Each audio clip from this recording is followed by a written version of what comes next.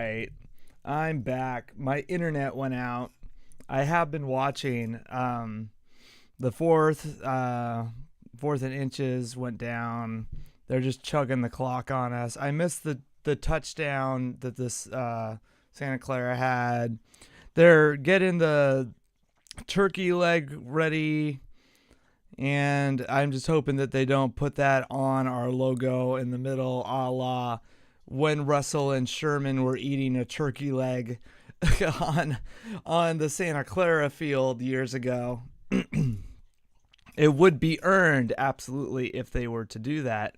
Because, let's be honest, they're the better team. They played like the better team. They were coached like they were the better team. And I don't know if necessarily they have the better defense. I don't know necessarily if they have the better special teams, but they absolutely have the better offense. And we knew that going in, that they had the better offense. They might not necessarily have the better skill position players, except for at running back and at fullback and at tight end. And they might have the better quarterback. But ultimately, they have the better play caller. And they have the balls to run the goddamn ball. And it took us till the second half to run the ball. And then when we were running the ball, all our usual mistakes kept screwing us over. And unfortunately, the mistakes we made in the first half outweighed everything. So we didn't really have a chance to compete in the second half the way we wanted to. But like, McLeod beats Diggs on a deep out route. The ball's, they got like 145. They're probably gonna knee it a couple times or run the ball. Yeah, this game's fucking over. And what's crazy is that there were opportunities for us to keep winning and to find a way to win and to come back against a really good team. But again, it gets back to coaching. It wasn't until we started tackling after Jordan Brooks chewed out the defense. It wasn't until we started running the ball that our offense started doing anything at all. And again, it's been all year that it's like, Waldron, why aren't you running the goddamn ball? What are you doing? If you run the ball, if you use your tight ends, if you do the basic fundamentals of how football offense is designed to function. I know you have plays that you like. You might have cool plays, but plays are designed to function within the philosophy of how football works. And he seems to. It's like you have cool pitches. You have a bunch of cool pitches. Oh, Pete looks fucking pissed. You have cool pitches, but you don't know why you're pitching them. You have cool plays. You're like, this play will get me 15 yards. This play will get me 20 yards. But you don't fucking know why you're calling that play. Yeah, EPA nerds know, oh, if I run this running yard and only get 3 yards, it's only going to get me 3 yards. But you don't know the importance of running that play. And it's like Waldron is like, well, if I call this play, it's not going to help me out. And he doesn't understand the importance of just running the goddamn ball. And when you look at what the 49ers did to us, they did nothing fancy. We're doing all these orbitals and shit in the background, and sure, they're doing some of that in the background. My stream is done now. But ultimately, how are they beating us? With who was that? Collinsworth on the broadcast. They were trying to say that, oh, look at all these crazy running plays that McCaffrey is doing. I mean, just look at that. How does somebody do that? All those horizontal and bumping, like, those are just basic running plays that have been done since forever. Since at least the zone blocking scheme. You pull a guard, and then you have the offensive line pull this way while the guard is pulling. And then by doing that, you have the fucking running back pull with the guard behind, and it shields because the running back is shorter than the guard. It shields that from the linebacker, and so he reads, and then he fucking pops into the hole. And it opens up the B gap for him or the A gap for him naturally and creates this nice seam for the running back to hit. And so he kept hitting things like that for these big gainers because it creates if your running back can hit it and can get skinny, which is McCaffrey's bread and butter, he's going to gash it for like 6 yards. Just 6 yards on his own if he can read it. Because the offensive line is doing all the work. And then if he gets there and you're not making a tackle, it's going to keep on going, which was happening time and time again because he's Christian fucking McCaffrey. And so when I'm hearing these announcers that should understand the fundamentals of football, I'm realizing they don't know how the run game works, but they love the passing game. And I'm wondering if Shane Waldron's the same way. He doesn't know the importance of pulling a guard to hit a defensive lineman like Bosa to get Bosa out of the way. He doesn't seem to understand that, yeah, if I run Charbonnet over here, then I'm going to get Fred Warner all out of the way. And then it doesn't matter if Ward is all over DK because DK is going to have enough space to run this slant. Like, it doesn't seem like he's making the job easy on Geno Smith at all because you don't do play calling to set up plays for your quarterback. And you don't do play calling to set up plays for your running back. You don't do play calling to set up plays for your wide receiver or your tight end. You do play calls that set up plays for your offensive line. And when he's doing plays, he's ignoring the offensive line. Except like sometimes, like last week, we were seeing like these zones being opened, and it was great. But this week it was like, oh, they want to load us with the box. Great, then we're gonna take a shot. And then once we went away with that and started like actually dictating to this defense, things started happening. But because we had already put our entire team at such a disadvantage in the second half, things had already kind of gotten out of control. And so I mean, we were probably going to lose this game anyways. Just because of, who we are as a team philosophically. I still fundamentally disagree with the way that our offense goes about their business. And as far as the way that we stop teams, we're supposed to be all in on stopping the run. And so far, when we've went up against teams that are all in on stopping the run, it's been the Ravens and now the 49ers. It hasn't gone that well.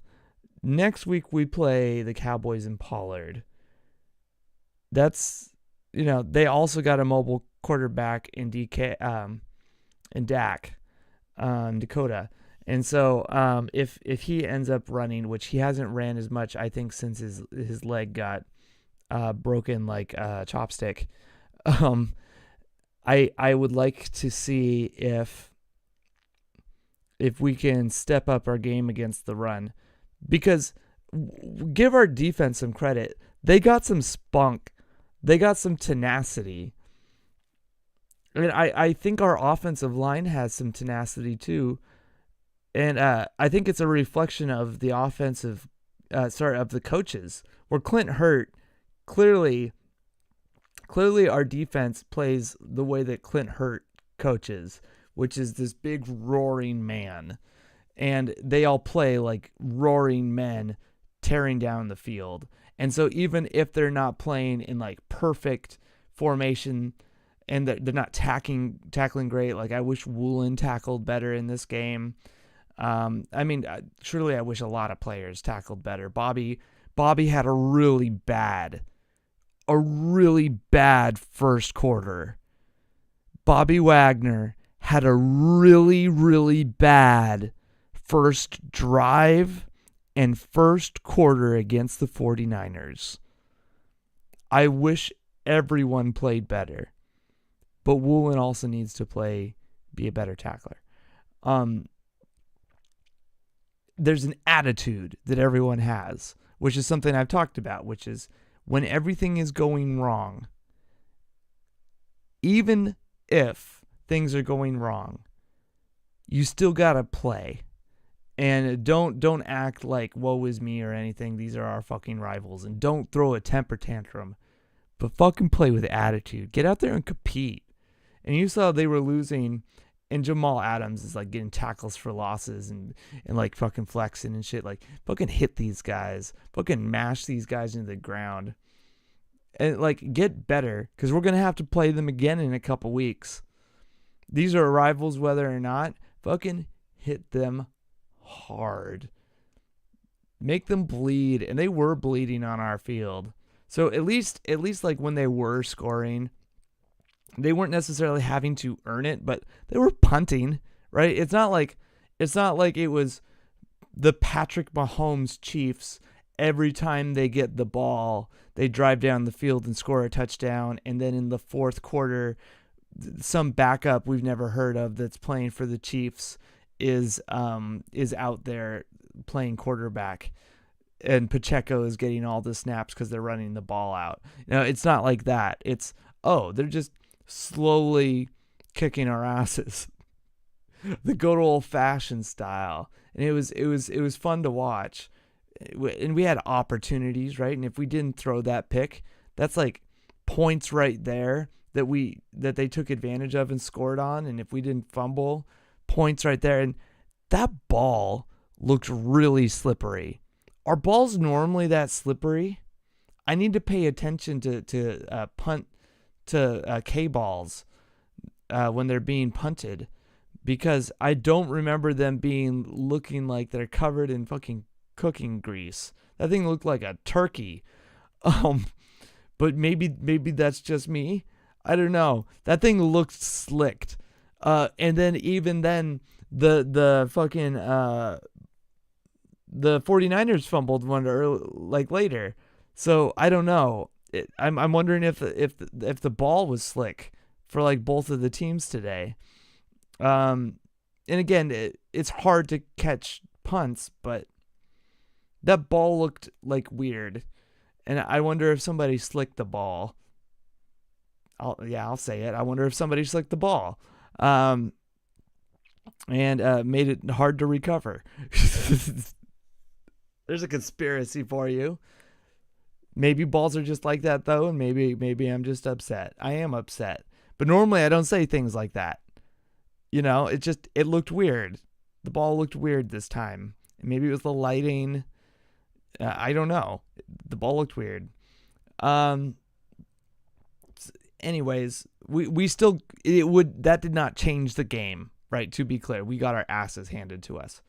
And I said that it was going to happen if we didn't play good fundamental football. The team that plays the best fundamental football was going to win, and it was not the Seahawks. Peters, it looked like he had a stinger. Or he hurt the bundle in here, but he was also like holding the back of his thigh, like over, like by the LT band maybe, or maybe in the hamstring. So I'm wondering if it was a stinger and it was shooting straight down the nerve, and that's what he was grabbing. And because they had people working on it later. And I think he came back no, he didn't come back in the game. It was the Forsyth experience, right? I don't think Peters came back in the game. He might have. Forsythe ended up, I mean, we had the Witherspoon pancake last week, but this week we had the pile driver from Forsythe this week, where he didn't just pancake a guy. It's almost like he took him by the crotch and just drove him into the turf. Adams was tackling better. We talked about like how poor the tackling was today. Adams was not one of them. I mean, sure, everyone was slipping a bit, but when he was tackling, it wasn't the ankle tackles. He was getting up around the thighs and wrapping around perfectly. Everyone was doing some good thigh tackles, and that's what I've been asking for, right? Is no more ankle tackles and shoelace tackles. I want to see somebody up around the thighs. Love had a pretty good game covering Kittle, all things considered. He got beat a couple times. Adams, actually, it was after Adams got beat on the right side flat. It was like it was a comeback route. Kittle, I think, ran like a comeback route, and it just beat Adams just straight up. And then they put Love on him, and after that, Love just kind of shut Kittle down. It was awesome. I think Kittle had like a couple completions, right? You can't completely shut that man down, but Adams was just being straight up beat and wasn't even like near, not even getting his mitts near it. And once Love came in, it was a sight to see because of the length, right? He was just a different body than Adams, and it gave Adams a good opportunity to just focus on McCaffrey. And once they made that alteration where Love was on Kittle and Adams got to focus on blitzing Brock or blitzing McCaffrey, that seemed to kind of help. And then we started to get a bunch of punts, but once again we couldn't take advantage on offense, and we would start to do some running. And now we had the Jason Peters false start, and we had the weird, you didn't get your feet started. But if you quit doing orbitals, you probably stop doing things like that. If you just let your players line up and play football instead of trying to get weird with it, you probably don't get these, the player's feet weren't set before the snap penalties.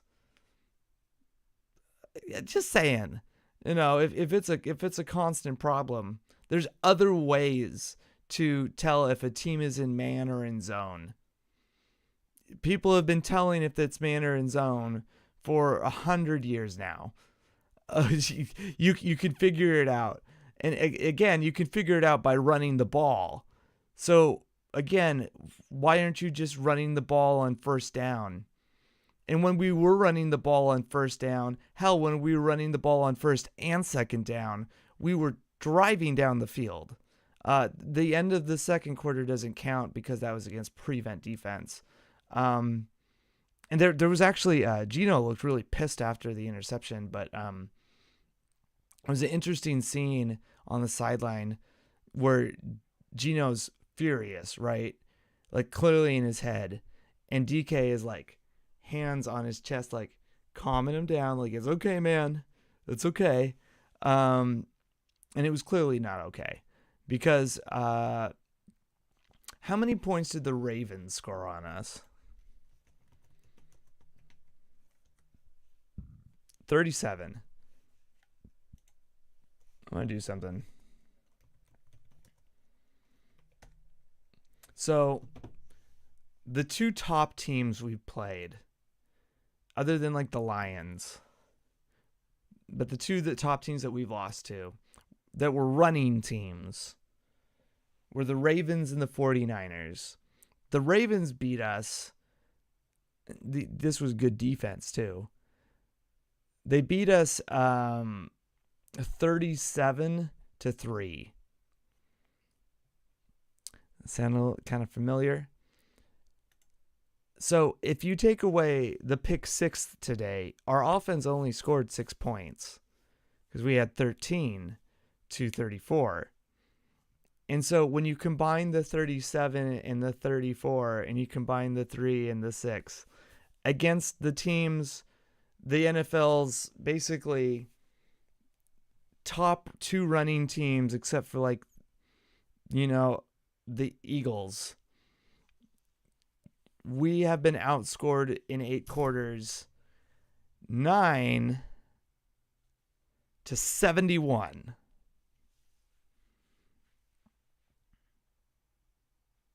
So before this game, our season point differential was -2. I think this makes our point differential a lot worse. And I think the 49ers point differential was like over 120. It's something crazy.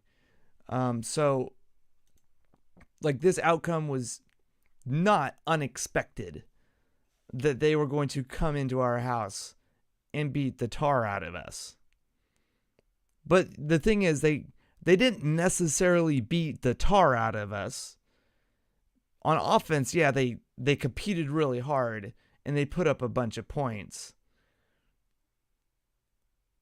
Kind of like the Lions did. And kind of like, but it wasn't like the Ravens game where we just could not stop them, period.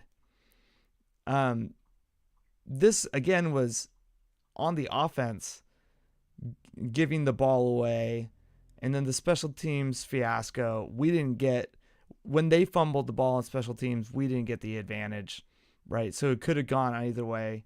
Fumbles are the great balancer. You don't know which way the ball's going to go when there's a fumble. Disaster strikes. When we throw an interception, we can't fucking do it. And I talked about this 4 weeks now. Maybe even 4. Literally the number 4 weeks. I might have talked about this for 4 weeks now.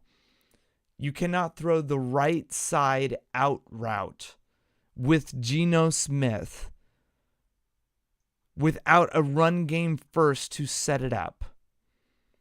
Just like you cannot throw the left side deep comeback route with Geno Smith without a run game to set it up. And so the first passing play he throws is a right side out route that's short, and it's almost picked. And then later, when they try that same play again, because they hadn't tried it again yet, it leads to a pick.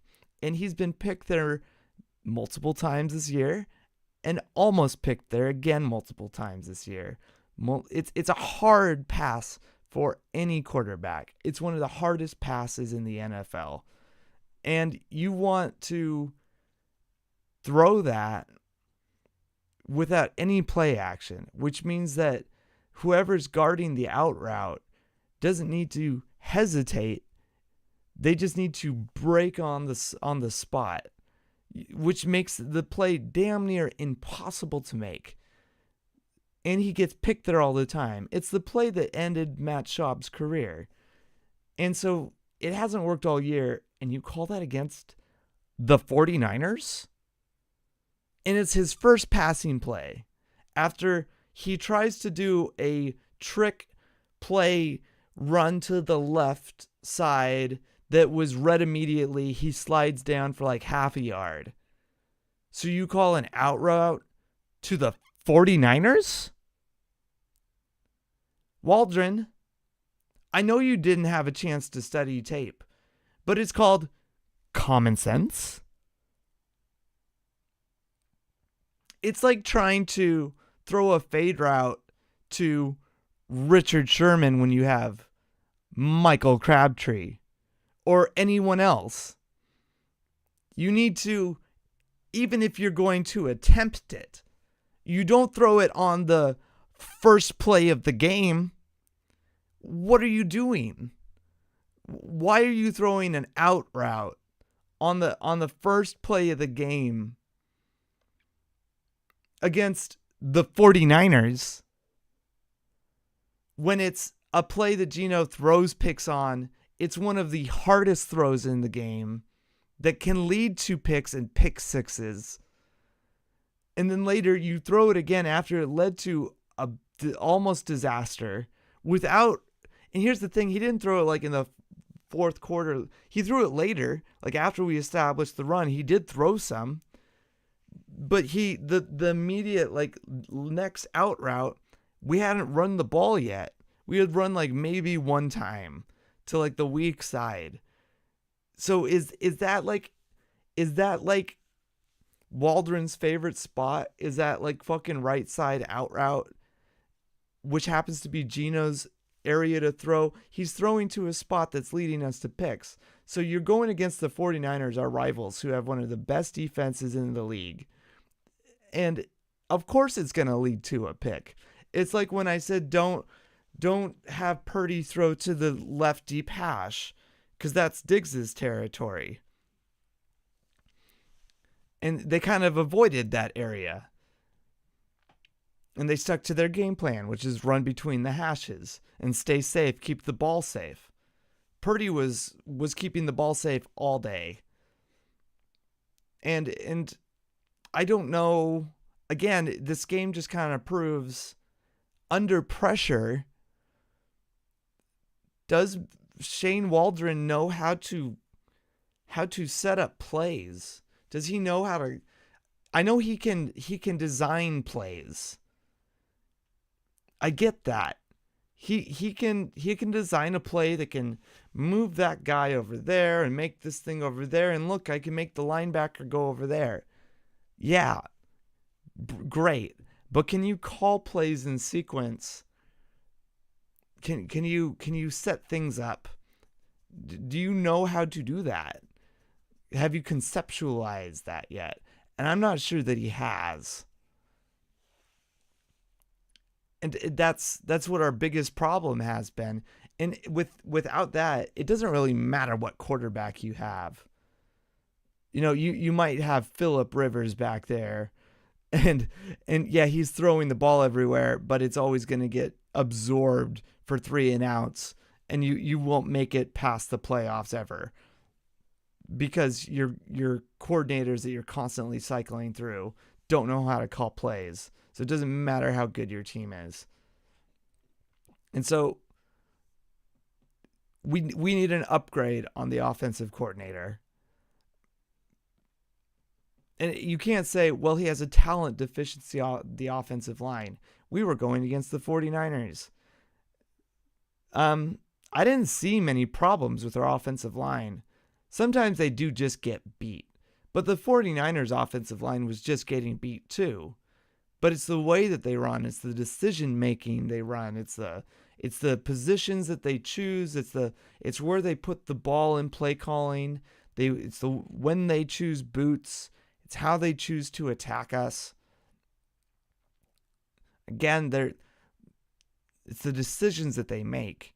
And the decision making I see from Waldron consistently is trying to do the same thing without proving that there is any reason behind it. It's like, well, yeah, I want to spread the ball out.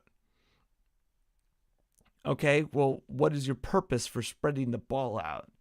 What are you setting anyone up for success? He's clearly not setting anybody up for success. Is he trying to set up the run? To what end? Because when we get to the red zone, we're not running the ball. So, and we're not using the run to move down the field. And he's not using the run to like the third quarter. And then in the fourth quarter, we're so behind, he's not running. I was asked by Kartik, how do I compare Geno and Purdy after today? I kind of compare them the same way, which is they're both West Coast style quarterbacks. They need to run the systems as requested. The thing is, Purdy is asked to read outside. So you have these hash marks that run up the middle of the field. And a lot of these plays run outward. And then when the middle of the field is thrown, he can throw a pick. And so what what Shanahan does naturally with his scheme is, he runs up the middle and it causes defenses to crash. And then by having the receiving targets go outside, it allows the quarterback to do boots outside or do little hitches outside. And then you can get yak opening up out. And then it allows the guards to pull and the running back can go out. And by doing that, it opens up holes in the middle so that the quarterback can dump off for checks. And we saw that routinely today to CMC. He tried to run to a Texas route. He tried to throw to a Texas route, which is like a triangle where the running back starts next to the quarterback, runs outside, and then runs straight to the middle. And that led to a pick because it was high. It's a hard route to throw if the guards can't create a passing window for the quarterback to throw low, because you need to throw low. Otherwise, the halfback has to get his hands up. And so that's just kind of a thing that comes with experience, is how to get it in there with his height and with the arm and all of that. Geno naturally has the ability to get that release, but Geno doesn't take care of the ball the same way that Purdy does. So even though Purdy made that mistake, and it was like, why did you make that throw? And I don't blame Geno for throwing the out route, which is I blame that on the coordinator, because Geno keeps throwing that pick, which is it's a hot route. You need to, hey, 1, 2, 3, throw the ball. So he's being like, the pick that Geno threw was, he has to throw that ball. And then the DB knows this because, he's taught to break on this ball, but he has also proven that when he's on the 7th step, which are those deep balls that he's trying to throw to DK, he's not setting his feet properly. And so what I really like about Purdy is that he's got really good footwork in his verticals. So when he's on his 5th step and then on his 7th step, he sets his feet very cleanly. And he's very comfortable in a West Coast system. And by doing that, he delivers the ball on time perfectly. So, and also to comment on that, when you look at Samuel and when you look, you didn't really get any chances with Ayuk, but Samuel, Jennings, and Kittle, when they go into their breaks, a West Coast system, all the receiving targets, they need to know the quarterback is on their 3rd step. The quarterback is on their 5th step. The quarterback is on their 7th. I need to window open, because the ball might hit me right then and there. And you never really know when Purdy is going to pull the trigger. And because Purdy doesn't really do anything after step 7, he always chooses, if I'm going, he will always hit 3, 5, or 7 immediately on it. And Geno this year, because they're not running the ball, he doesn't have the opportunity to immediately hit it on 3, immediately hit it on 5, immediately hit it on 7. His footwork has been starting to recede, and I've been seeing it where he's starting to get a little sloppy. You can see his hips start to kind of rotate a little bit more, and it's a little less of that Peyton Manning, very clear, where he's like a strong arm quarterback, making sure that he's doing everything like clockwork.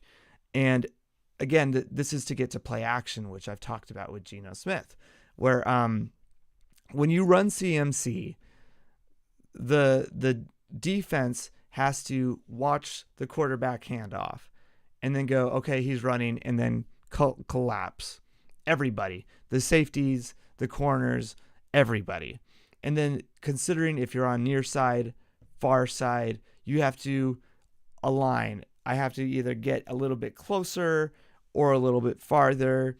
I have to play press. I have to pass farther away.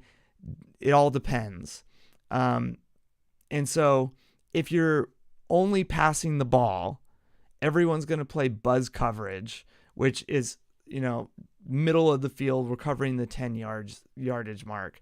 Or if you're passing for explosives, they're going to play sky coverage, which is about 15 yards. If you're never running the ball, they're just going to cover the explosive marks. And then if you throw short, they're going to crash down, which is what the 49ers did all day long. You would see, they're going to throw to DK, Ward would crash down. They're going to throw to Lockett on the out, somebody would crash down and pick it off. But when you run the ball, suddenly you have to go down into cloud coverage, which is down short. And this is zone coverages. You still can mix in man, right? But when you get into this short cloud coverage, it's because you need to decrease the number of steps it takes to get to the running back, and in case they run the ball, because if you stay in buzz coverage farther back, that's like an extra 5 steps or an extra 3 steps that you need to take to reach the running back. And so many times, if you're a team that only passes the ball and you hand off a draw, that draw will be like like a 6-yard or an 8-yard handoff, because everybody is so spread out far back. And so you might be able to spring them. But if you run the ball all the time, it's going to be like a 2-yard or a 3-yard, because everyone comes up close, right? Makes sense. And so what happens with the 49ers is they bring everything so close. But since they're so good at running the ball, it opens everything up on the outside, so that not only do you have one-on-one opportunities, sometimes a guy is just flat out open. And so because Purdy is able to have this play action where the defense is like, well, is he running? Okay, he's not running. First of all, when the quarterback gets the ball, that's one step. So the defense is hesitating for that one step before they've even taken a step. Then quarterback takes steps 2. Now the defense can take their first step. That's dangerous. If a quarterback is only passing, when the quarterback takes their first step, the defense is going to take their first step and then follow along. You want to give the quarterback on play action the advantage of one extra step, so that when they're on their third step and they're ready to throw that ball to a slant, the defense is one step behind. And so Purdy, that entire game against the Seahawks, not only had the advantage of the play action, hey, I have one step ahead of you because you're hesitating on my first step to see if I'm going to hand it off or not, but he also had the advantage of everybody was in cloud coverage up short to protect against the possibility of it being a run. I need to be in my zones, not in buzz coverage protecting against 10-yard passes, or in sky coverage against 15-yard passes. So when Purdy did attempt to pass the ball, there were these, either Woolen was pressed up against Ayuk and mostly shut him down all day. I don't think Woolen allowed a completion. Woolen couldn't tackle for shit today, though. But whenever he was completing passes, his guys were either wide open or were one-on-one, throwing passes one-on-one against a guy who was one step ahead of a defender who was having to hesitate to see if he needed to crash down on CMC, who was also probably one step closer already, naturally in position, so that he could get closer in on the runner if he needed to. And then the receiver was on the outside. So it was just like the advantage of running the ball against, for any team, just helps your quarterback so much. And so it's like, it's hard to compare Geno and Purdy, because the way that their teams decided to help them is literally the exact opposite. Geno was asked to throw into like double and triple coverage and asked to throw balls with the defense on time with him. Because when he would snap the ball, when he throws at the break, the defense is throwing at the break instead of, breaking on the ball, instead of breaking on the ball one step behind. So he has to bullet that thing in there, faster than Purdy has to bullet it in there. Not to say that Purdy can't make a mistake, but you can see that, he's going to have a much higher percentage rate of getting the ball in there if his guy has a step open. And then also, DK had that drop. Yeah, he always has a drop, right? There's always the one drop. But Ward also was, getting his mitts in there and breaking up passes. And why are you throwing a fade route where a pinky toe can be just enough to have DK Metcalf not catch the ball? Wiskowski was having a hell of a day punching the ball, and we kept ending up in our own end zone, and we almost had a safety because Geno tripped over his own running back's foot. So it's it was just a bunch of stuff happened today where our offensive coordinator and the way that our offensive functions does not set our quarterback up for success. And the way that the 49ers team as a whole sets their quarterback up for success. But then on top of that, because the team as a whole has been functioning well, it has enabled the quarterback to focus on functioning well. So his footwork is perfect. And by doing that, his targets are going into their breaks with their hands ready. Perfect. And so if he makes a bad throw on a Texas route and it leads to an interception, they'll just come back and be perfect the next drive. Where when you look at the Seahawks, Geno Smith had great footwork last year because they were playing in rhythm and throwing to tight ends and running the football. And then this year, his footwork is gradually falling apart not because of pressure, but because what is the system? He doesn't seem to, have a system to fall upon. There's no rhythm to what he's doing. And that's how I would compare Geno and Purdy after today. And I never said Purdy was a bad quarterback. I'd say he's a dangerous quarterback because he's a young quarterback on a good team who has an opportunity to learn, where a lot of quarterbacks don't have an opportunity to, I have these deficiencies and I'm on the fucking Commanders and I'm going to be sacked 44 times. And I don't know how I'm going to, what bad behaviors I'm going to learn along the way. Or I have a good team, but my offensive coordinator is fucking Chip Kelly. And Chip Kelly is going to come in and just make me do bad behaviors. And then it's going to ruin my NFL career.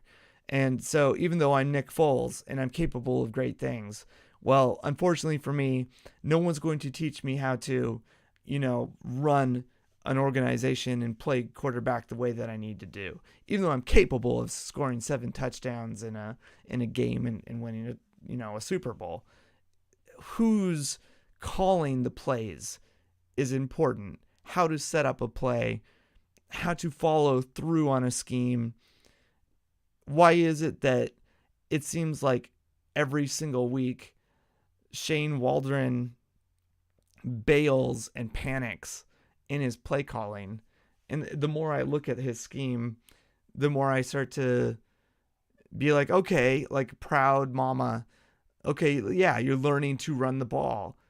And then he kind of forgets to do it, or he starts doing it when it's too late. Like, does Pete Carroll chew him out at halftime? Like, you realize I'm paying you to fucking run the ball, right? Then you look at the